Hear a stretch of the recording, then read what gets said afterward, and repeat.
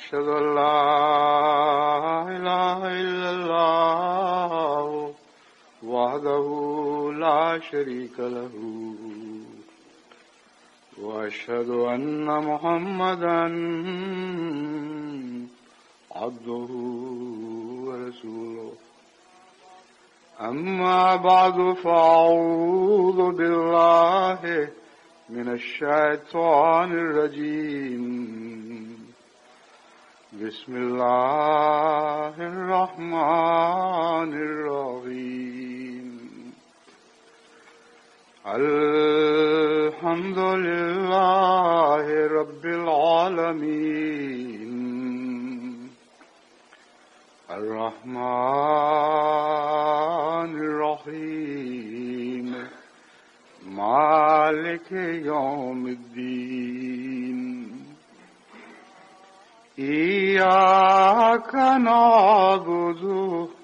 وإياك نستعين اهدنا الصراط المستقيم صراط الذين أنعمت عليهم غير المغضوب عليهم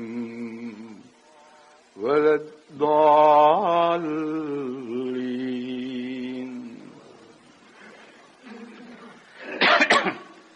عالم اسلام پر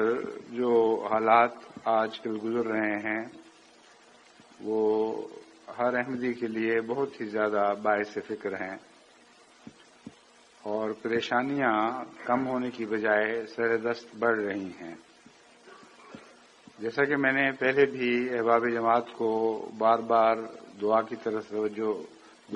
توجہ کرنے کی نصیحت کی تھی، اب پھر میں اس خطبے کے ذریعے جماعت کو دعا کی یاد دہانی کراتا ہوں. بڑی سنجیدگی کے ساتھ اور گہرے خلوص اور درد کے ساتھ ہر احمدی کو باقاعدہ اس امر کے لیے دعا کرنی چاہیے کہ اللہ تعالیٰ اپنے فضل سے عالم اسلام کے خطرات کو ٹال دے، اور اگرچہ بہت ہی گہرے اور سیاہ بادل ہر طرف سے گر کر آئے ہیں، لیکن خدا کی تقدیر جب چاہے ان کے رخ پھیر سکتی ہے. اور اس وقت دنیا کا کوئی ایسا حصہ نہیں ہے جہاں براہ راست مسلمانوں کو خطرہ درپیش نہ ہو یا بالواسطہ خطرہ درپیش نہ ہو. اور ان تمام خطرات کے مقابلے کے لیے فی الحقیقت دنیا میں کہیں بھی مسلمان تیار نہیں، اور جو اسلامی اور عقل و دانش کا رد عمل ہونا چاہیے وہ رد عمل کہیں دکھائی نہیں دے رہا. اس لیے ہمارا کام ہے کہ نصیحت بھی کریں،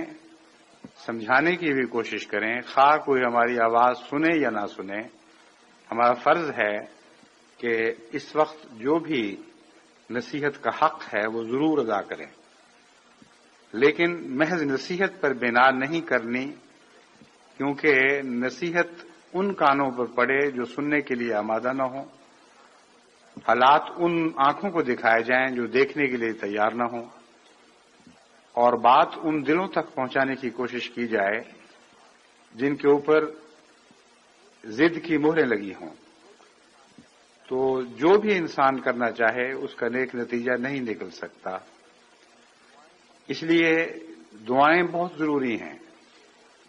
نصیحت میں تاثیر پیدا کرنے کے لیے بھی دعاؤں کی ضرورت ہے، اور جہاں تک غیر دنیا کا تعلق ہے ان کے رخ موڑنے کے لیے بھی دعاؤں کی ضرورت ہے. بس آپ کی دعاؤں کے بھی دو رخ ہونے چاہیے. ایک یہ کہ اللہ اہل اسلام میں ہوشمند لیڈرشپ پیدا فرمائے، اور اہل اسلام کی قیادت جن لوگوں کے ہاتھ میں ہے ان کو عقل دے، ان کو تقوی کا نور عطا کرے اور حالات کو سمجھنے کی توفیق بخشے. اور دوسری طرف جو ظالم باہر کی دنیا سے اسلام پر حملہ آور ہونے والے ہیں یا ہو رہے ہیں، یا اندرونی طور پر مسلمانوں کے اندر سے ان سے دشمنی کرنے والے اسلام کے بھیس میں ان سے دشمنی کر رہے ہیں، ان سب کے رخ پھیر دے اور ان کی تمام کوششوں کو نامراد اور ناکام فرما دے۔ سرسری طور پر جو کچھ اس وقت ہو رہا ہے وہ میں آپ کے سامنے مختصراً رکھتا ہوں، سرسری طور پر تو نہیں مگر مختصراً رکھتا ہوں، کیونکہ اس سے پہلے اس مضمون پر مختلف رنگ میں روشنی ڈال چکا ہوں۔ عراق کے ساتھ وابستہ جھگڑے کا تعلق در حقیقت کویت پر عراق کے قبضے سے ہے، یہ تو سب دوستوں کو معلوم ہے، اور اس وقت جو تمام دنیا کی طاقتوں کو عراق کے خلاف اکٹھا کیا جا رہا ہے، اس کے محرکات کیا ہیں؟ ان میں سے ایک دو میں نے بیان کیے، لیکن بہت گہرے محرکات ہیں۔ اگر توفیق ملی تو آئندہ کبھی ان پر تفصیل سے روشنی ڈالوں گا اور یہ بتاؤں گا کہ ان سازشوں کی باغ ڈور در حقیقت کن ہاتھوں میں ہے۔ لیکن خلاصہ اس جھگڑے کا یہی ہے کہ ایک مسلمان ملک نے ایک ایسے خطہ زمین پر قبضہ کر لیا جو اس مسلمان ملک کے نزدیک کبھی اس کا تھا، اور انگریزوں نے اس خطے کو کاٹ کر وہاں ایک الگ حکومت قائم کر دی تھی۔ یہ عراق کا کیس ہے۔ اس کے جواب میں یہ کہا جا رہا ہے کہ اگر آج ہم کسی خطے پر کسی تاریخی دعوے کے نتیجے میں کسی ملک کو قبضہ کرنے دیں تو اس سے عالمی امن کو شدید خطرہ لاحق ہوگا، اور ہم کسی قیمت پر بھی اس قسم کی ظالمانہ حرکت کسی کو کرنے کی اجازت نہیں دے سکتے۔ چنانچہ مغربی رہنماؤں کی طرف سے بار بار اس خیال کو بھی رد کیا جا رہا ہے کہ تیل میں ہمیں دلچسپی ہے۔ کہتے ہیں تیل میں ہمیں کوئی دلچسپی نہیں، دلچسپی ہے تو امن عالم میں دلچسپی ہے۔ ایک خطے کو جو زمین کا ایک ٹکڑا ہے اس کو کوئی ملک اپنے قبضے میں اس لیے کر لے کہ تاریخی لحاظ سے کچھ اور تھا، یہ بالکل ایک لغو بات ہے اور ہم ایسا کرنے کی اجازت نہیں دے سکتے۔ آئیے اب ہم اس دور کی تاریخ پر ایک سرسری نظر ڈال کر دیکھیں کہ کیا ہوتا رہا ہے اور یہ جو دلیل پیش کی جا رہی ہے اس کی ماہیت کیا ہے۔ جہاں تک عالم اسلام سے تعلق رکھنے والی بعض سرزمینوں کا تعلق ہے، ان میں سب سے پہلے فلسطین کی سرزمین ہے، جس کے ایک بڑے حصے پر اس وقت اسرائیل کی حکومت قائم ہے، اور اس کے علاوہ بھی وہ حکومت سے رکھتی ہوئی اردن دریا کے مغربی ساحل تک پہنچ چکی ہے۔ یہ ایک تاریخی قضیہ تھا حقیقت میں۔ ہزاروں سال پہلے، یا یوں کہنا چاہیے ہزاروں ہی بنے گے تقریباً، ہزاروں سال پہلے یہود کا اس سرزمین پر قبضہ تھا اور یہاں انہوں نے معبد تعمیر کیے، اور اس زمین کو غیر معمولی اہمیت یہود کے نزدیک تھی۔ مغربی طاقتوں نے اس قدیم تاریخ کو پیش نظر رکھتے ہوئے اس زمانے کا جغرافیہ تبدیل کیا، اور اس قدر غیر معمولی ہٹ دھرمی اور جسارت کی کہ سارا عالم اسلام شور مچاتا رہ گیا، اور عالم اسلام کے سوا دوسری دنیا کی بہت سی طاقتیں بھی عالم اسلام کی ہمنوائی میں اٹھ کھڑی ہوئیں کہ تم 3-4 ہزار سال پرانی تاریخ کو ٹٹولتے ہوئے راکھ کے انبار میں سے ایک چنگاری نکال رہے ہو اور اسے ہوا دے کر آگ بنانے لگے ہو۔ تمہارا کیا حق ہے کہ آج اس پرانے دعوے کو قبول کرتے ہوئے اس حال کی دنیا کے نقشوں کو تبدیل کرو؟ مگر وہی بڑی حکومتیں جو آج عراق کو تباہ کرنے پر تلی بیٹھی ہیں، وہ متحد ہو گئے اس بات پر کہ نہیں، تاریخ تبدیل کی جائے، تاریخ کے نتیجے میں جغرافیہ تبدیل کیے جائیں گے، اور جغرافیہ تو تبدیل ہوتے رہنے والی چیزیں ہیں۔ پھر آپ کشمیر کو دیکھ لیجئے، پھر آپ جوناگڑھ کو دیکھ لیجئے، پھر آپ حیدرآباد دکن کو دیکھ لیجئے، غرضی کے بہت سے ایسے ممالک ہیں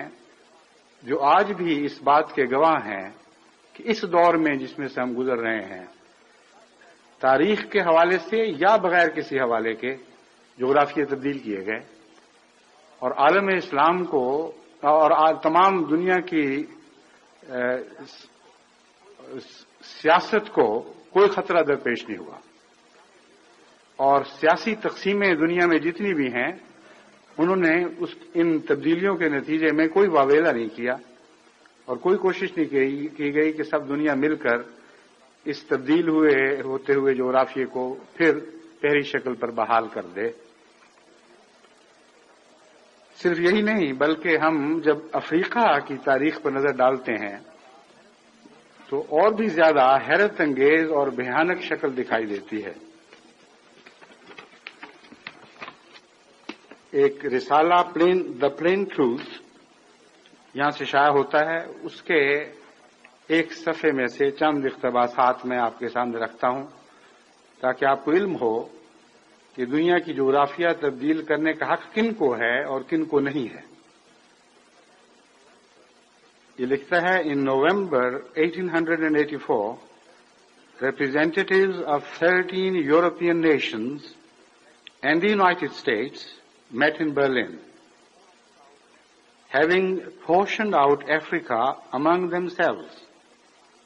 they agreed to respect each other's spheres of influence.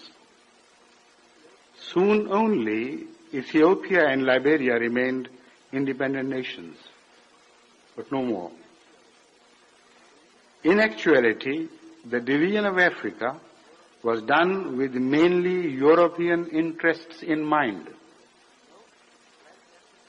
In most black African states south of the Sahara, the standard of living is falling, the people hungry, bewildered, and disillusioned. A part of the blame must be placed on the way the continent was and is divided. Only a divine power could reverse this tragedy peaceably. لکھتا ہے کہ نومبر 1884 میں 13 European ریاستوں کے نمائندے اور United States of America کے نمائندے برلن میں اکٹھے ہوئے۔ غرض کیا تھی؟ افریقہ کی بندر بانٹ۔ چنانچہ تمام افریقہ کے بر اعظم کو وہاں انہوں نے ایسے ٹکڑوں میں تقسیم کیا کہ کچھ ٹکڑے کسی کے حصہ اثر میں آئے اور کچھ ٹکڑے کسی اور کے حصہ اثر میں آئے۔ غرضی کے تمام یورپین ممالک نے اپنے اپنے حصہ اثر کے ٹکڑے چن لیے اور معاہدہ یہ ہوا کہ ہم ایک دوسرے کے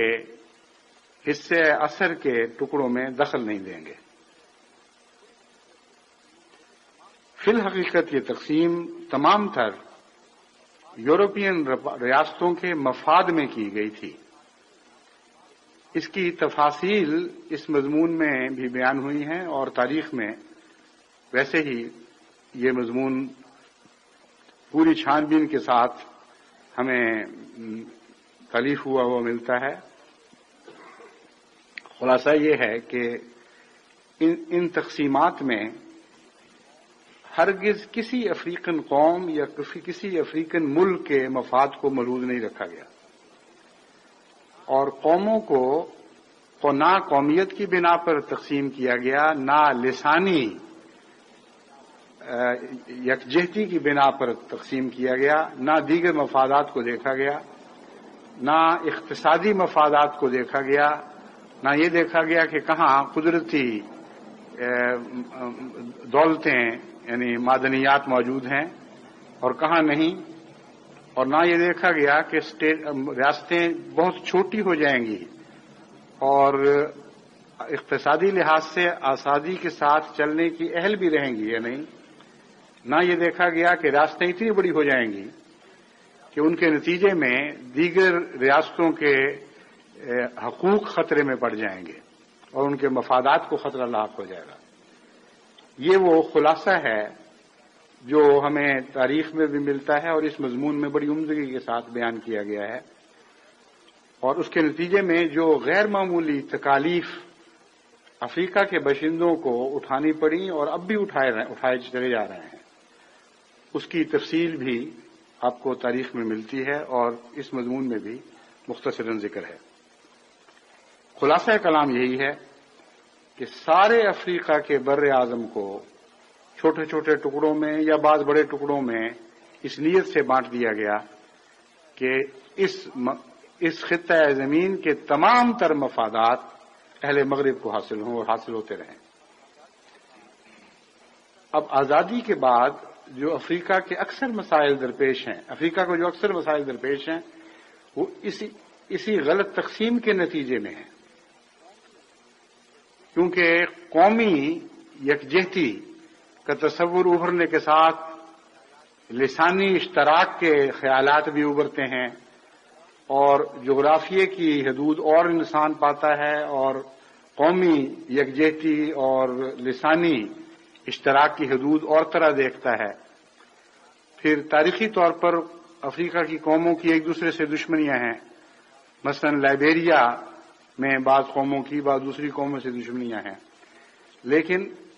یہ صرف ملک کے اندر نہیں بلکہ بڑے بڑے علاقوں میں یہ دشمنیاں پھیلی پڑی ہیں، اور ان میں سے بعض دشمنی والی قوموں کو اس طرح کاٹ دینا کہ وہ نسبتاً کمزور دوسری قوموں پر حاوی ہو جائیں۔ غزی کے بہت سی ایسی شکلیں ابھرتی ہیں جن کے نتیجے میں سارا افریقہ اس وقت بے اطمینانی، عدم اعتماد اور منافرتوں کی لپیٹ میں ہے۔ ان تمام ناانصافیوں کو دور کرنے کی طرف نہ کبھی کسی نے توجہ کی، نہ اس کی ضرورت سمجھتے ہیں، بلکہ اب تو معاملہ اس حد تک آگے بڑھ چکا ہے کہ یہ کہا جاتا ہے کہ اگر ان ناانصافیوں کو کالعدم کر کے نئی افریقہ کی نئی تقسیم کی جائے تو جو موجودہ خطرات ہیں ان سے بہت زیادہ خطرات افریقہ کے امن کو درپیش ہوں گے۔ بس یہ ہے خلاصہ تاریخ اور جغرافیے کے تعلقات کا۔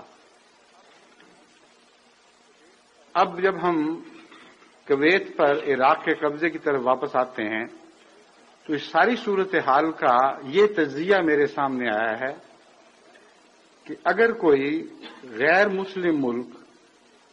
اس مسلمان ملک کی سرزمین پر قبضہ کر لے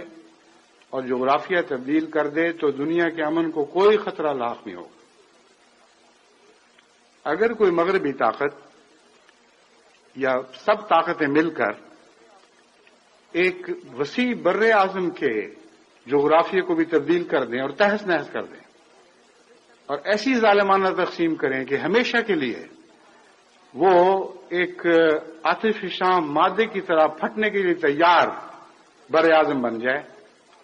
تو اس سے امن عالم کو کوئی خطرہ درپیش نہیں ہوگا۔ لیکن اگر ایک مسلمان ملک کسی مسلمان ملک کی زمین پہ قبضہ کرے اس سے سارے عالم کے امن کو خطرہ ہوگا، اور اس عالمی خطرے کو ہم برداشت نہیں کر سکتے۔ یہ آخری منطق ہے جو اس سارے تجزیے سے ابھر کر ہمارے سامنے آتی ہے۔ اس کے باوجود کہ یہ ساری باتیں معروف اور معلوم ہیں، یہ کوئی ایسی تاریخ نہیں ہے جس کو میں نے کھوج کر کہیں سے نکال کر پڑھا ہے اور جس سے مسلمان دانشور واقف نہیں یا مسلمان ریاستوں کے سربراہ واقف نہیں، سب کچھ ان کی نظر کے سامنے ہے، اور دیکھتے ہوئے نہیں دیکھ رہے کہ اس وقت جو کچھ مشرق وسطیٰ میں ہو رہا ہے یا ہونے والا ہے اس کا تمام تر نقصان اسلام کو اور اہل اسلام کو پہنچے گا، اور تمام تر فائدہ غیر مسلم ریاستوں کو اور غیر مسلم مذاہب اور طاقتوں کو میسر آئے گا۔ اس جنگ کی جیسا کہ میں نے بیان کیا تھا جو بھی قیمت چکانی پڑے گی وہ تمام تر مسلمان کی ممالک چکائیں گے، اور یہ جو عظیم الشان فوجوں کی حرکت ایک بر اعظم سے دوسرے بر اعظم کی طرف ہو رہی ہے، یہ غیر معمولی اخراجات کو چاہتی ہے. اس کے لیے دولت کے پہاڑ درکار ہیں، لیکن یہ وہی دولت کے پہاڑ ہیں جو سعودی عرب نے اور شیخ ڈم نے انہی ملکوں میں بنا رکھے تھے، اور وہی اب قانونی طور پر ان کے سپرد کر دیے جائیں گے کہ یہ تمہارے ہو گئے، ہمارا ان سے کوئی تعلق نہیں رہا. اور نتیجہ ایک ابھرتے ہوئے اسلامی ملک کو ہمیشہ کے لیے نیست و نابود کر دینا، اور مسلمانوں کے دل میں اس خیال کا پیدا ہونا بھی جرم قرار دیا جانا کہ وہ اپنی عزت نفس کے لیے کسی قسم کی کوئی آزاد کارروائی کر سکتے ہیں. عراق کو بھی ہم نے بہت سمجھانے کی کوشش کی، اور جس طرح بھی ہوا ان کو پیغام بھجوائے گئے کہ آپ خدا کے لیے خود اپنے مفاد کی خاطر اور اس اسلامی مفاد کی خاطر جو آپ کے پیش نظر ہے، اس ناانصافی کے قدم کو پیچھے کر لیں. کیونکہ تاریخ کے حوالے سے اگر جغرافیہ تبدیل ہونے لگیں تو جیسا کہ میں نے بیان کیا ہے، افریقہ میں بھی اب یہ ناممکن ہو گیا ہے. دنیا میں کی اکثر جگہوں پہ یہ ممکن نہیں رہا. اس لیے خود آپ کا مفاد اس میں ہے، کویت کا مفاد اس میں ہے، عالم اسلام کا مفاد اس میں ہے کہ اس اٹھے ہوئے قدم کو واپس لے لیں اور اپنی طاقت کو بڑھائیں اور عالم اسلام کو متحد کرنے کی کوشش کریں. لیکن افسوس کہ وہاں بھی یہ بات نہیں سنی گئی، اور دیگر مسلمان عرب ممالک نے بھی ذرہ بھی دھیان اس بات پر نہیں دیا کہ ہم غیر مسلم طاقتوں سے مل کر ان کے سارے ظلم کا خرچ برداشت کرتے ہوئے ایک مسلمان ریاست کو تباہ و برباد کرنے پر تلے ہوئے ہیں، جس کے بعد اس تمام علاقے سے ہمیشہ کے لیے امن اٹھ جائے گا. عالمی امن کو خطرہ ہے یا نہیں ہے، مگر یہ ریاستیں جو اس جنگ کا خرچ برداشت کرنے والی ہیں اور کرائے کے لڑنے والوں کو باہر سے بلا کے لائی ہیں، ان کو میں یقین دلاتا ہوں کہ پھر یہ کبھی اپنے ماضی کی طرف واپس لوٹ کے نہیں جا سکیں گے. بدحال سے بدتر حال تک پہنچتے چلے جائیں گے، اور کبھی پھر امن اس علاقے کا منہ دوبارہ نہیں دیکھے گا. اس لیے اب اس نصیحت کے بعد جیسا کہ میں نے بیان کیا ہے، دعا ہی رہ جاتی ہے اللہ تعالیٰ رحم فرمائے اور ان کو عقل دے. اور ہماری نصیحت کی بات خواہ کتنی ہی کمزور کیوں نہ معلوم ہوتی ہو، اپنے فضل سے اس میں طاقت بخشے اور دلوں کو اسے قبول کرنے پر آمادہ فرما دے، کیونکہ اللہ ہی ہے جو ان حالات کو تبدیل کر سکتا ہے. بہت خوب اس لکھنے والے نے لکھا کہ only a divine power could reverse this tragedy peaceably. کہ اب تو صرف کوئی الہی طاقت ہی ہے جو اس انتہائی دردناک صورتحال کو پرامن کیفیت کے ساتھ تبدیل کر دے، پرامن کوششوں کے ذریعے تبدیل کر دے. اب ہم ہندوستان پر نگاہ ڈالتے ہیں. وہاں جو ہو چکا، پہلے وہ ہو چکا، جو کشمیر میں اب ہو رہا ہے وہ بھی ہو رہا ہے. لیکن سب سے بڑی دردناک بات یہ ہے کہ وہاں بھی تاریخ کے نام پر ایک اور طرح کی جغرافیائی تبدیلی پیدا کی جا رہی ہے. کہا جاتا ہے کہ 350 سے 400 سال کے عرصے کے درمیان پہلے بابر نے ایک ہندو مندر کو جو اجودھیا میں پایا جاتا تھا اور رام کا مندر کہلاتا تھا، ڈیمولش کر دیا، منہدم کر دیا، اور اس کی جگہ ایک مسجد تعمیر کر دی جسے بابری مسجد کہا جاتا ہے. اس کے متعلق تاریخی حوالے کس حد تک مستند ہیں، یہ بحث ہندوستان کی ایک عدالت میں ابھی جاری ہے. لیکن زیادہ تر بنیاد اس بات کی، اس الزام کی ایک مسلمان درویش کے ایک رویا پر ہے جس نے یہ دیکھا تھا کہ بابری مسجد کے نیچے رام کا مردہ دفن ہے، اور اس لیے یہاں پہلے مندر ہوا کرتا تھا اور اس کی جگہ مسجد بنائی گئی ہے، تو یہاں گویا کہ رام مدفون ہو گیا. یہ رویا بھی بہت پرانی ہے کسی کی. یہ وہ حوالہ ہے جس کی روح سے ہندوؤں نے اپنے عدالتی کیس کو تقویت پہنچانے کی کوشش کی ہے اور دیگر بھی بہت سی ایسی سندات پیش کرتے ہیں جن کی فی الحقیقت کوئی تاریخی حیثیت نہیں، مگر بہرحال یہ تو عدالتی معاملہ ہے، اس میں زیر بحث ہے۔ مگر قطع نظر اس کے کہ یہ دعویٰ سچ ہو یا جھوٹ، 400 سال پہلے کی تاریخ کو اگر اس طرح تبدیل کرنے کی آج کوشش کی جائے تو اس کو صرف اس اصول پر جائز سمجھا جاتا ہے جو مغربی طاقتوں کا اصول ہے کہ اگر غیر مسلم کریں تو جائز ہے، اگر مسلمان کریں تو جائز نہیں ہے۔ مسلمانوں کے لیے نہ اس وقت جائز تھا نہ اب جائز ہے کہ اس عمارت کو اپنے پاس رکھیں، اور ہندوؤں کے لیے جائز ہے کہ جب چاہیں پرانی تاریخ کے حوالے سے آج کے قبضوں کی کیفیت بدل دیں اور آج کے جغرافیہ کو تبدیل کر دیں۔ بس ہندوستان میں بھی مسلمانوں کے لیے بہت ہی بڑا خطرہ درپیش ہے، لیکن یہ خطرہ دراصل ان خطرات سے زیادہ ہے جو جغرافیائی خطرات دیگر جگہوں پر درپیش ہیں، کیونکہ یہاں اسلام کی عظمت اور اسلام کی توحید کو خطرہ ہے۔ خدا تعالیٰ کی عظمت اور خدا کی توحید کو ایک خطرہ درپیش ہے۔ وہ جگہ جہاں خدا واحد کی عبادت کی جاتی تھی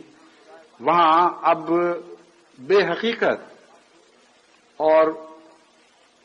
ایسے بتوں کی عبادت کی جائے گی جن خداؤں سے وابستہ ہیں، ان خداؤں کا ہی کوئی وجود نہیں۔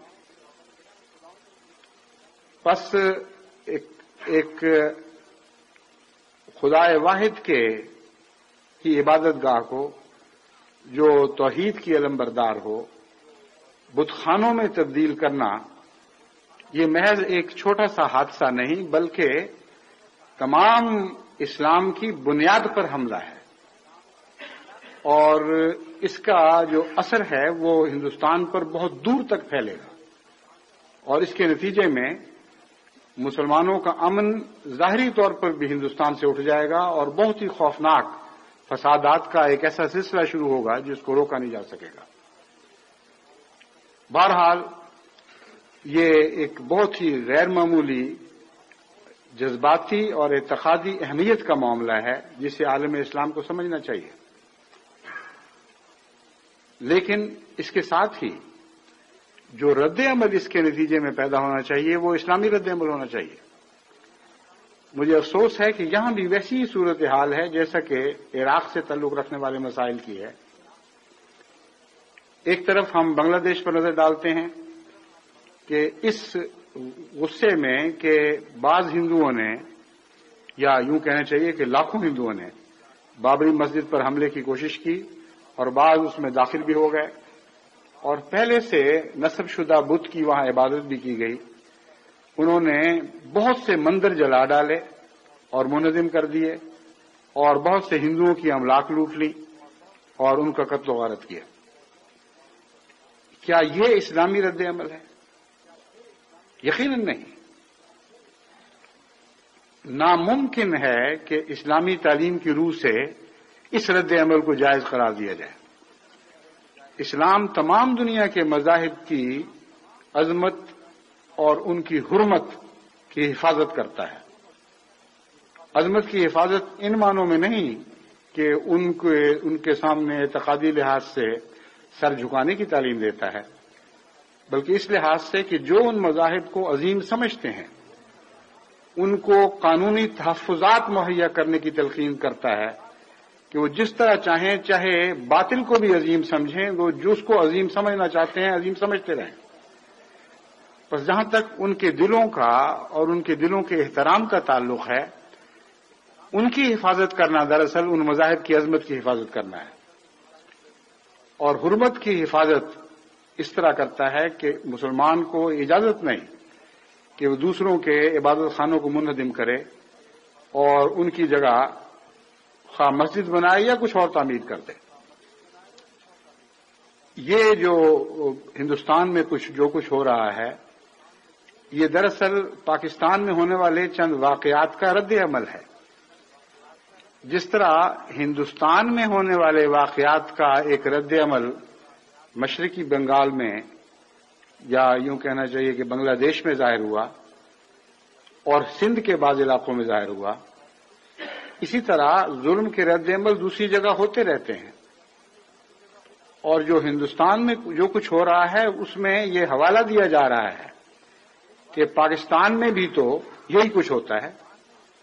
پاکستان میں بھی تو انتہا پرست ملا مذہب کے نام پر اپنے اقتدار کو غیروں پر قائم کرنے کا دعویٰ کرتا ہے۔ اس لیے وہ ہندو پارٹی جو دراصل اس سارے فساد کی ذمہ دار ہے، اس کے رہنما بار بار یہ حوالے دے چکے ہیں کہ اگر پاکستان کے ملا کو یہ حق ہے کہ اسلام کے نام پر جن کو وہ غیر مسلم سمجھتا ہے ان کے تمام انسانی حقوق دبا لے، تو کیوں ہندو مت ہمیں اس بات کی اجازت نہیں دے سکتا کہ ہم ہندو مت کے نام پر، ہندو مت کی عظمت کے لیے تمام مسلمانوں کے تمام بنیادی حقوق دبا لیں۔ چنانچہ ایک موقع پر گزشتہ الیکشنز میں اس نے یہ اعلان کیا کہ مسلمانوں کو میں یہی نصیحت کرتا ہوں کہ یا ہندوؤں کے اقتدار میں کلیتاً ان کے حضور سر تسلیم خم کرتے ہوئے اس ملک میں زندہ رہیں، یا اپنا بوریا بستر لپیٹیں اور اس ملک سے رخصت ہو جائیں، کیونکہ ہندوستان میں اس لیڈر کے نزدیک اب مسلمان اور اسلام کی کوئی جگہ باقی نہیں رہی۔ یہ ویسا ہی اعلان ہے اور اس حوالے سے کیا گیا ہے جو پاکستان کے ملا نے احمدیوں کے متعلق کیا۔ وہاں تو انہوں نے غیر مسلم ہوتے ہوئے مسلمانوں کے خلاف، ان مسلمانوں کے خلاف یہ اعلان کیا جو دعویٰ کرتے تھے کہ ہم مسلمان ہیں۔ کسی ہندو فرقے کو زبردستی مسلمان بنا کر ان کے خلاف یہ اعلان نہیں کیا۔ اس لیے ناانصافی تو ہے، لیکن اس ناانصافی کی جو بنیاد ہے اس بنیاد کے قیام میں کوئی ناانصافی نہیں۔ کھل کر انہوں نے یہ کہا کہ جو غیر مسلم ہے اس کے لیے ہمارے یہ جذبات ہیں، جو غیر ہندو ہے اس کے لیے ہمارے یہ جذبات ہیں، مگر غیر ہندو کا فیصلہ غیر ہندو کرے گا۔ ہم زبردستی بعضوں کو غیر ہندو قرار دے کر ان پر اپنے فیصلے نہیں ٹھونسیں گے۔ مگر پاکستان میں جو ظلم اور زیادتی ہوئی وہ اس سے بھی ایک قدم آگے ہے۔ وہاں پہلے اسلام کے جان نثاروں کو، حضرت اقدس محمد رسول اللہ صلی اللہ علیہ وآلہ وسلم کی صداقت کا کلمہ پڑھنے والوں کو، خدا تعالیٰ کی توحید کا کلمہ پڑھنے والوں کو غیر مسلم قرار دیا گیا، اور پھر ان سے تمام وہ ناروا سلوک کیے گئے جن کی اسلام اجازت نہیں دیتا۔ لیکن چونکہ انہوں نے غیر مسلم بنا کر ایسا کیا، اس لیے غیر مسلم دنیا کے ساتھ یہ بہانہ تو بہرحال آ گیا کہ پاکستان کا ملا اسلام کی سند کو استعمال کرتے ہوئے جن کو غیر مسلم سمجھتا ہے ان سے یہ سلوک کرتا ہے۔ تو ہم غیر مسلموں کو، اس میں وہ ہندو لیتے ہیں، بہرحال اپنے شامل کرتے ہیں کہ ہم ہندوؤں کو پھر کیوں یہ حق نہیں ہے کہ ہم مسلمانوں سے جو چاہیں سلوک کریں۔ بس جب پاکستان میں مسجدیں منظم کی جا رہی تھیں اور چاروں صوبے اس بات کے گواہ ہیں کہ چاروں صوبوں میں خدا واحد و یگانہ کی عبادت گاہوں کو، جن میں خالص اللہ کی محبت اور اس کے عشق میں عبادت کرنے والے 5 وقت اکٹھے ہوا کرتے تھے، منظم کر دیا گیا۔ جب احمدیوں کی مساجد کو ویران کرنے کی کوشش کی گئی، جب وہاں سے کلمہ توحید کا بلند ہونا ان کے جذبات پر ظلم کرنے کے مترادف قرار دیا گیا، اس وقت ان کو کیوں خدا کا خوف نہیں آیا اور کیوں اس بات کو نہیں سوچا کہ اللہ تعالیٰ کی تقدیر پھر ضرور ظالموں کو پکڑتی ہے اور ان کو اپنے کردار کی تصویریں دکھاتی ہے۔ بس جو بدبختی ہندوستان میں ہو رہی ہے اور مسلمانوں پر جو عظیم مظالم توڑے جا رہے ہیں، اس کی داغ بیل پاکستان کے ملہ نے ڈالی ہے۔ یہ وہ مجرم ہے جو خدا کے حضور جواب دہ ہوگا۔ اس دنیا میں بھی آپ دیکھیں گے کہ ایک دن آئے گا جب یہ ملا اپنے ظلم و تعدی کی وجہ سے پکڑا جائے گا، اور آخرت میں تو بہرحال ان کا رسوا اور ذلیل ہونا مقدر ہو چکا ہے، سوائے اس کے کہ یہ توبہ کریں۔ بس پاکستان میں جو کچھ ہو رہا ہے اس کے اثرات غیر دنیا پر پڑتے ہیں، غیر دنیا میں جو کچھ ہو رہا ہے اس کے اثرات دوسری دنیا کے حصوں پر پڑتے ہیں، غیر مسلم دنیا میں جو کچھ ہوتا ہے اس کے اثرات اسلام کی دنیا پر پڑتے ہیں، غرض یہ کہ اس طرح یہ دنیا ایک ایسی دنیا نہیں ہے جو مختلف جزیروں کی صورت میں ایک دوسرے سے الگ رہ رہی ہو. ایک جگہ ہونے والے واقعات کا اثر موجوں کی طرح دوسرے حصے کے اوپر ضرور اثر انداز ہوتا ہے، اور ظلم ہمیشہ ظلم کے بچے دیتا ہے. بس اگر ہم نے دنیا میں انصاف کو قائم کرنا ہے، اور ہم ہی نے دنیا میں انصاف کو قائم کرنا ہے، تو ہمیں ظلم کے خلاف جہاد کرنا ہوگا. ہمیں انصاف اور امن کے حق میں جہاد کرنا ہوگا. حضرت صلی اللہ علیہ وآلہ وسلم نے فرمایا ہے انصر اخاک ظالما و مظلوما. جب پوچھا گیا کہ یا رسول اللہ مظلوم بھائی کی تو ہم حمایت کریں، ظالم بھائی کی کیسے حمایت کریں؟ آپ نے فرمایا ظلم سے ان کے ہاتھ روک کر ان کی حمایت کرو. بس جہاں جہاں بھی مسلمان ممالک نے یہ غلط رد عمل دکھایا ہے اور اسلام کے نام پر نہایت ہی کڑی حرکات کی ہیں اور ہندوؤں کے مندروں کو لوٹا یا منہدم کیا ہے، ان کے ظلم سے ہاتھ روکنا ہمارا کام ہے اور یہی ان کی مدد ہے. اور جہاں جہاں مظلوم مسلمان غیروں کے ظلم کی چکی میں پیسے جا رہے ہیں، وہاں جس حد تک بھی ممکن ہے ان کی مدد کرنا، یہ بھی عین اسلام ہے. اور اسی کا حکم حضرت اقدس محمد مصطفیٰ صلی اللہ علیہ وسلم نے ہمیں فرمایا. اس لیے احمدیوں کو ہر دو محاذ پر جہاد کے لیے تیار ہونا چاہیے. سچا رد عمل تو یہ تھا کہ ایسے موقع پر سب سے پہلے تو تمام غیر مذاہب کے عبادت خانوں کی حفاظت کے لیے تمام مسلمان ممالک تیار ہو جاتے، اور ہندوستان کے سابق وزیر اعظم وی پی سنگھ سے نصیحت پکڑتے. وہ ایک عظیم رہنما ہے، اگرچہ وہ اب طاقت پر فائز نہیں، لیکن انصاف کا تقاضا ہے کہ ان کی حق پرستی کی تعریف کی جائے. ہندوستان کی بہت ہی بڑی بدنصیبی ہے، ایک تاریخی بدنصیبی ہے کہ اتنے عظیم شان رہنما کی رہنمائی سے محروم ہو گیا، جس کے پیچھے چل کر ہندوستان کو کوئی بھی ساری عظمتیں مل سکتی تھیں. کیونکہ وہ رہنما آج کی دنیا میں جو حق پرست ہو اور حق کی خاطر اپنے مفادات کو قربان کرنے کے لیے تیار ہو، اس سے بہتر قوم کو اور لیڈر میسر نہیں آ سکتا. دو باتیں وی پی سنگھ صاحب نے ایسی کی جن کی وجہ سے میرے دل میں ان کی بہت ہی عزت قائم ہوئی اور محبت قائم ہوئی، اور میں دعا کرتا رہا کہ اللہ کرے کہ دنیا کے رہنما بھی اس طرح حق پرست بن جائیں. سب سے پہلے تو مظلوم لاکھوں اور کروڑوں مظلوم اچھوتوں کے لیے یہ تنہا کھڑے ہو گئے اور اپنی پارٹی کے ان لیڈروں کے اختلاف کو بھی چیلنج کیا جو ان کے اقتدار کے لیے خطرہ بن سکتے تھے، اور تمام ملک میں یہ قانون رائج کیا کہ وہ اچھوت مظلوم جو ہزاروں سال سے مظلوم چلے آ رہے ہیں، ان کے حقوق کو قائم کرنے کے لیے ضروری ہے کہ ان کے لیے حکومت میں نوکریوں کے تحفظات دیے جائیں، اور ایک خاص فیصد مقرر کر دی گئی کہ اتنے فیصد لازماً تعداد کی نسبت کے لحاظ سے اچھوت قوموں کے لیے حکومت کی ملازمتیں ریزرو رکھی جائیں گی. یہ ایک بہت بڑا قدم تھا، اور ایسے ہندوستانی ملک میں یہ قدم اٹھانا جہاں ایک لمبے عرصے سے اونچی ذات کا قبضہ رہا ہو، جہاں ان کا مذہب انہیں کہتا ہو کہ اونچی ذات کے حقوق زیادہ ہیں اور نچلی ذات کے کوئی بھی حقوق نہیں، ایک بہت غیر معمولی عظمت کا مظاہرہ تھا جو بہت کم دنیا کے لیڈروں کو نصیب ہوتی ہے. پھر یہی نہیں بلکہ جب اس کے خلاف ایک شور برپا ہوا تو سینہ تان کے اس کا مقابلہ کیا اور کوئی پرواہ نہیں کی کہ اس کے نتیجے میں اقتدار ہاتھ سے جاتا ہے کہ نہیں. ابھی یہ شور و غوغا کم نہیں ہوا تھا کہ ان کے خلاف سازشیں کرنے والوں نے بابری مسجد کے تنازع کو زیادہ اچھالنا شروع کیا،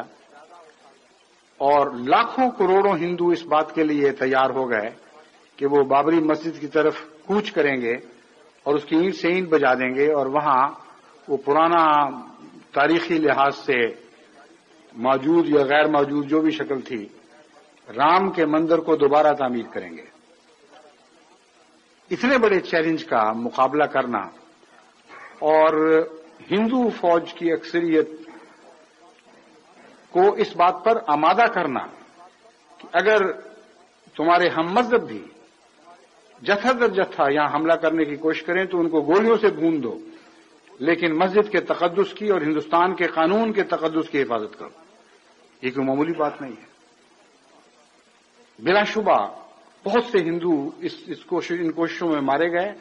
اور ہندو فوجیوں کے ہاتھوں مارے گئے، ہندو پولیس کے ہاتھوں زدوکوب کیے گئے، اور اس کے علاوہ بہت سے زخمی ہوئے، بہت سے قید ہوئے۔ ان کے رہنما کو جو بہت بڑی طاقت کا مالک ہے اور جس کے اشتراک اور اتحاد کی وجہ سے ان کی حکومت قائم تھی، ان کو قید کر دیا گیا۔ غرضی کے یہ جانتے ہوئے کہ جس شاخ پر میں بیٹھا ہوا ہوں اسی شاخ کو کاٹ رہا ہوں، بے وقوفی کی وجہ سے نہیں بلکہ بہادری اور اصول پرستی کی خاطر اس عظیم رہنما نے گرنا منظور کر لیا، خواہ گر کر اس کے ہمیشہ کے لیے سیاسی زندگی کو بھی خطرہ درپیش تھا، لیکن کوئی پرواہ نہیں کی۔ بس ایسے رہنما جو انصاف کے نام پر کہیں بھی ابھرتے ہیں، کہیں بھی قربانی کے لیے تیار ہوتے ہیں، اسلامی تعلیم یہ ہے کہ ان کی عظمت کو تسلیم کیا جائے اور ان کی مدد کی جائے، کیونکہ تعاون علی البر والتقوی میں کسی مذہب کے نام پر تعاون کا حکم نہیں بلکہ انصاف اور خدا خوفی کے نام پر تعاون کا حکم ہے، اچھی باتوں اور خدا خوفی کے نام پر تعاون کا حکم ہے۔ بہرحال یہ اب آنے والی تاریخ بتائے گی کہ ہندوستانی قوم نے کس حد تک ان واقعات سے نصیحت پکڑی ہے اور کس حد تک وہ اپنے سگوں کو اپنے سوتیلوں سے پہچاننے کی اہلیت رکھتے ہیں یا نہیں رکھتے، مگر عالم اسلام کو ان کا ممنون ہونا چاہیے تھا۔ عالم اسلام کو ایسی صورت میں ہندوستان کی حکومت کو بے وجہ تنقید کا نشانہ بنانے کی بجائے اچھے کو تقویت دینی چاہیے تھی۔ ان کے لیے لازم تھا کہ اعلان کرتے کہ جو ہندو انتہا پسند کر رہے ہیں سخت ظلم کر رہے ہیں اور ہم برداشت نہیں کریں گے، لیکن وہ ہندوستان کے رہنما جو اس ظلم کے خلاف نبرد آزما ہیں اور کمزوری محسوس کرتے ہوئے بھی اب سینہ تان کر اس کے خلاف کھڑے ہو گئے ہیں، ہم ان کو ہر طرح سے تقویت دینے پر تیار ہیں، ہر طرح سے ان کی مدد کرنے پر تیار ہیں۔ یہ انصاف کی آواز تھی جو اسلام کی آواز ہے۔ اور جہاں تک دھمکیوں کا تعلق ہے، یہ گیدڑ بھبکیوں سے تو کبھی کوئی دنیا میں ڈرا نہیں۔ باقاعدہ تمام مسلمان ممالک کو سر جوڑ کر بیٹھنا چاہیے تھا اور ہندوستانی حکومت کو کوئی ٹھوس پیغام دینے چاہیے تھے۔ یہ بتانا چاہیے تھا کہ تمہارے مفادات اتنے گہرے اور اتنے قیمتی مفادات اسلامی ممالک سے وابستہ ہیں کہ اگر تم نے بالآخر یہ حرکت ہونے دی تو تمہارے مفادات کو شدید نقصان پہنچے گا، کیونکہ یہ بات انصاف کے خلاف نہیں ہے کہ کسی قوم سے اقتصادی بائیکاٹ اس لیے کیا جائے کہ اس نے جارحیت کا طریق اختیار کیا ہے۔ بس سزا دینے کے مختلف طریق ہوتے ہیں، اور یہ سزا تو دراصل ایک ظلم کو روکنے کے لیے ذریعہ بننی تھی۔ صرف ایک کویت کی چھوٹی سی سرزمین سے جس پر ایک اسلامی ریاست قائم تھی، 5 لاکھ ہندوستانی اپنے اقتصادی مفادات کو قربان کر کے واپس اپنے وطن جانے پر مجبور ہو گئے۔ اب اگر کویت میں 5 لاکھ جمع تھے تو آپ اندازہ کر سکتے ہیں کہ سارے عالم اسلام میں کتنے ہندو مفادات اور کتنے ہندوستانی مفادات ہوں گے، اور ہندوستان کی موجودہ اقتصادی حالت کسی قیمت پر یہ برداشت نہیں کر سکتی کہ اتنے بڑے اقتصادی خطرے کو مول لے۔ پھر حکومت جس کی بھی ہو، کسی نام سے آئے، وہ اسلامی قدروں کا جائز احترام کرنے پر مجبور کر دی جا سکتی ہے۔ بس یہ جو معقول اور جائز طریق ہیں ان کو چھوڑ کر چند مندر جلا کر اور بھی زیادہ اسلام کو ذلیل اور رسوا کرنا اور یہ ثابت کرنا کہ اس میں کوئی بھی فرق نہیں پڑتا، کسی کی عبادتگاہ کو منہدم کرو، جلاؤ، رسوا اور ذلیل کرو، اس سے کوئی فرق نہیں پڑتا. اگر فرق نہیں پڑتا تو پھر ایک مسجد سے کیا فرق پڑ جائے گا. تو بہرحال یہ جو خطرات ہیں یہ بھی ایسے معاملات ہیں جن میں سوائے اسلامی فکر اور تقوی کے نور کے صحیح فیصلے نہیں ہو سکتے. اور عالم اسلام کو چاہیے کہ وہ جاہلانہ جذباتی رد عمل دکھانے کی بجائے متقیانہ رد عمل دکھائے جس میں طاقت ہوگی، جو مفید ہوگا، جو اسلام کی بدنامی کی بجائے اسلام کی عظمت کو دنیا میں قائم کرنے کا موجب بنے گا، اور اس کے نتیجے میں کوئی فائدہ بھی حاصل ہوگا. جہاں تک پاکستان کی موجودہ حکومت کا تعلق ہے، بہت سے احمدی اس خیال میں پریشان دکھائی دیتے ہیں اور مجھے خطوط بھی ملتے ہیں کہ یہ وہ حکومت ہے جس میں وہ عناصر اوپر آ گئے ہیں جو احمدیت کے دشمن تھے اور ہیں. لیکن جہاں تک ان لوگوں کا تعلق ہے جو حکومت کے سربراہ ہیں اور جو اقتدار پر قابض ہوئے ہیں، ان کے اور دعوی ہمارے سامنے آ رہے ہیں. لیکن اس سے پہلے کہ میں اس مضمون کو مختصراً بیان کروں، ربوہ میں ہونے والے پاکستان کی ذیلی مجالس کے ربوہ میں ہونے والے اجتماعات سے متعلق آپ کو تازہ صورتحال سے مطلع کرتا ہوں. چند دن پہلے، 3-4 دن پہلے کی بات ہے، فیکس کے ذریعے اطلاع ملی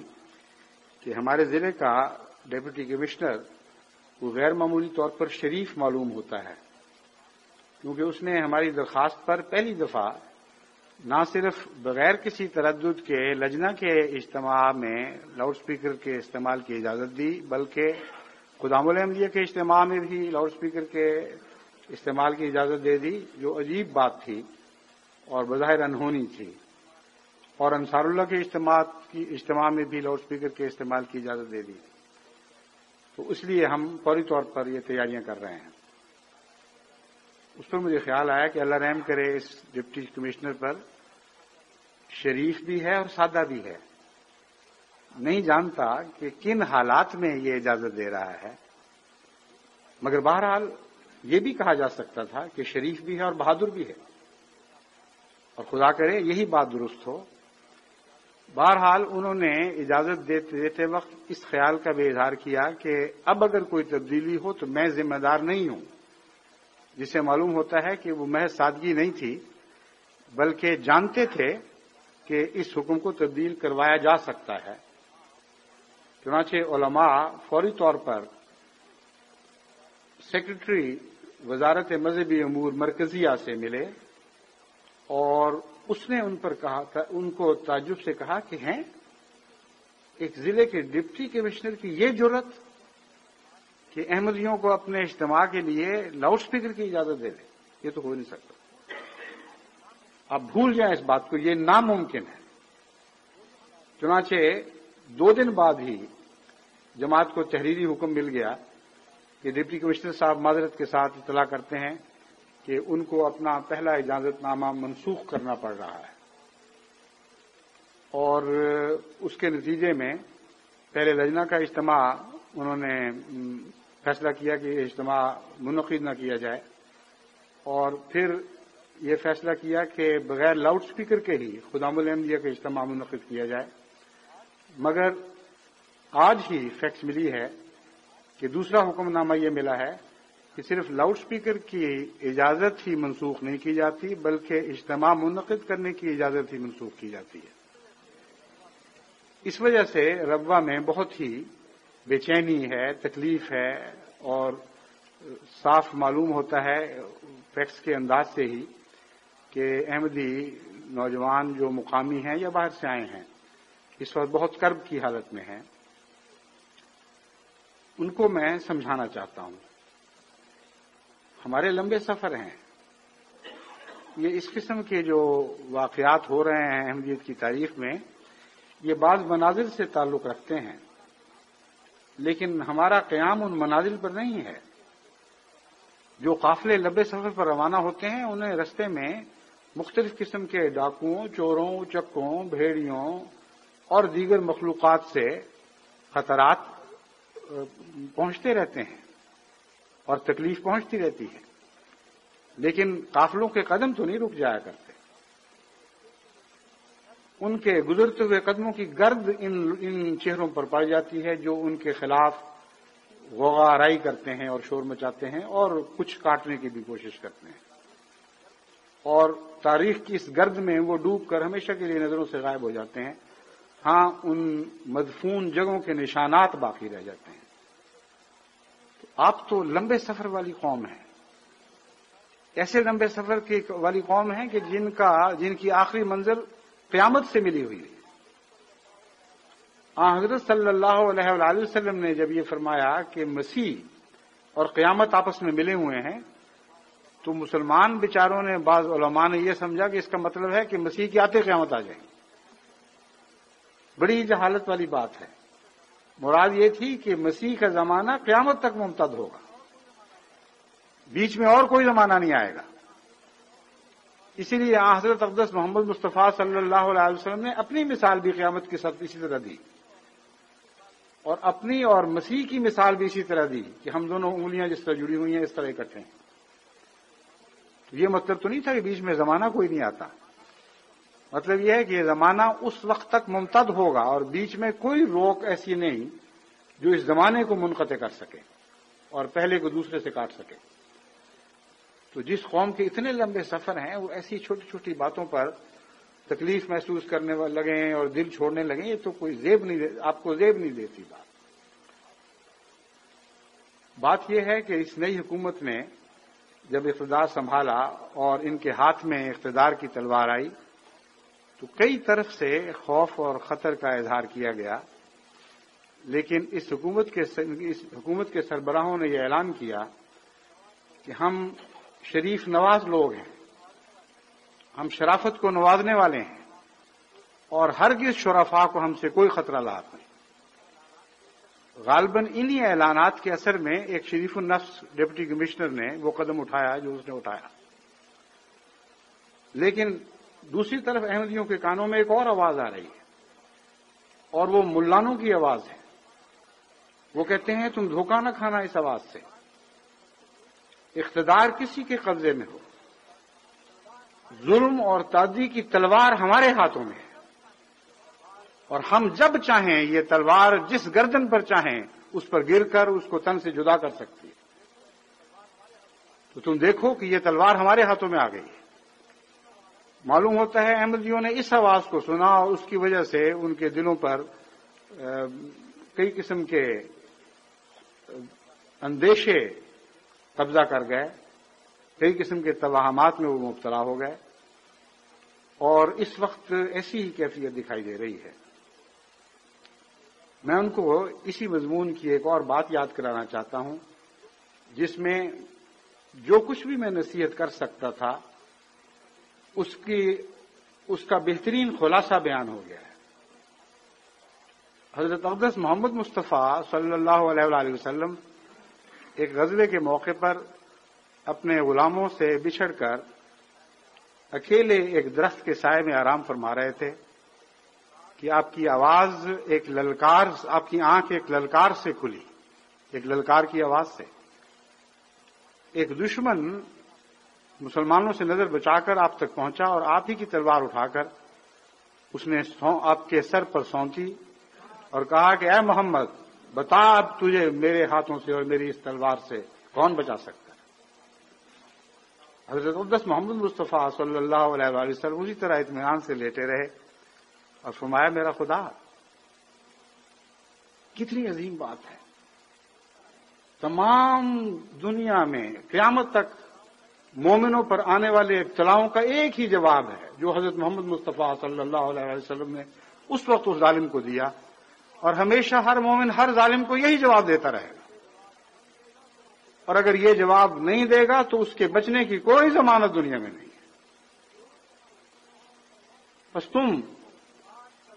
یہ نہ دیکھو کہ آج تلوار کس کے ہاتھ میں ہے، تم یہ دیکھو کہ وہ ہاتھ کس کی قوت کے قبضے، کس خدا کے قبضے میں ہے، وہ بازو کس کی قدرت کے تابع ہیں جنہوں نے آج تمہارے سر کے اوپر ایک تلوار سونتی ہوئی ہے. یہ سمجھتے ہیں کہ یہ تلوار پہلے گرے گی، مگر ہمارا خدا جانتا ہے اور وہ گواہ ہے کہ تلوار گرانے والوں پر اس کے غضب کی بجلی پہلے نازل ہوگی اور وہ ہاتھ شل کر دیے جائیں گے جو احمدیت کو دنیا سے مٹانے کے لیے آج اٹھیں یا کل اٹھائے جائیں۔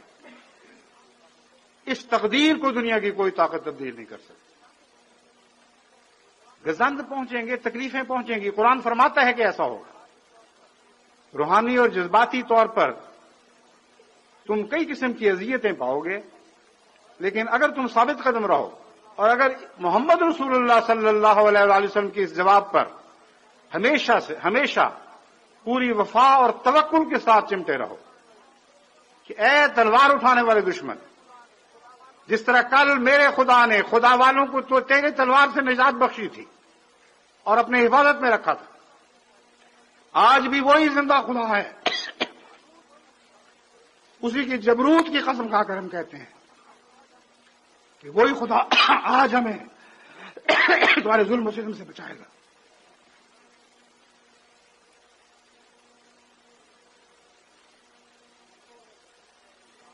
بس آپ کو اگر تکلیف ہے ان دعوی سے، تو مجھے ان احمدیوں کے اس رد عمل سے تکلیف پہنچی ہے جو یہ سمجھتے ہیں کہ نعوذ باللہ من ذالک یہ تلوار اب ان ہاتھوں میں آئی ہے کہ جو ضرور احمدیت کا سر کاٹ کے رہیں گے۔ خدا کی قسم ایسا نہیں ہوگا۔ ہمیشہ ان ظالموں کی مخالفت نے احمدیت کی ترقی کے سامان پیدا کیے ہیں، نئے راستے کھولے ہیں۔ گزشتہ ابتلاعات میں ضیاء کے 11 سال اس طرح کٹے کہ ہر لمحہ اس کی چھاتی پر سانپ لوٹتے رہے، مگر احمدیت کی ترقی کو دنیا میں روک نہیں سکا اور آخر انتہائی ذلت کے ساتھ نامراد اور ناکام اس دنیا سے رخصت ہوا۔ بس تلواروں کے بدلنے سے تمہارے ایمان کیسے بدل سکتے ہیں؟ اپنے ایمانوں کی حفاظت کرو اور ثابت قدمی دکھاؤ اور اللہ پر توکل رکھو اور یقین کرو کہ وہ خدا جس نے یہ وعدہ کیا ہے کہ میں اور میرے رسول ضرور غالب رہیں گے، وہ خدا اور اس کے رسول ضرور غالب رہیں گے اور ضرور غالب رہیں گے اور ضرور غالب رہیں گے۔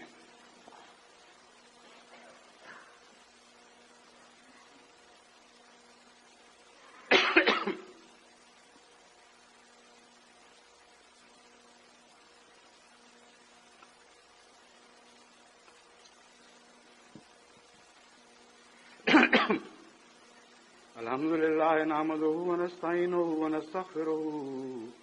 ونؤمن به ونتوكل عليه ونعوذ بالله من شرور أنفسنا ومن سيئات أعمالنا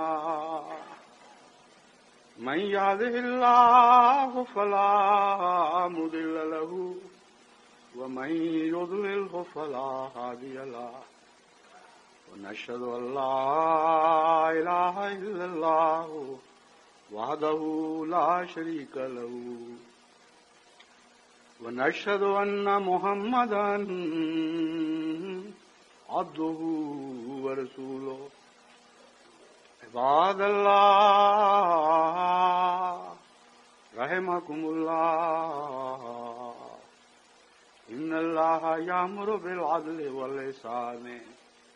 وإيتاء ذي القربى وينهى عن الفحشاء والمنكر والبغي يعظكم لعلكم تذكرون اذكروا الله يذكركم وادعوه يستجب لكم ولذكر الله أكبر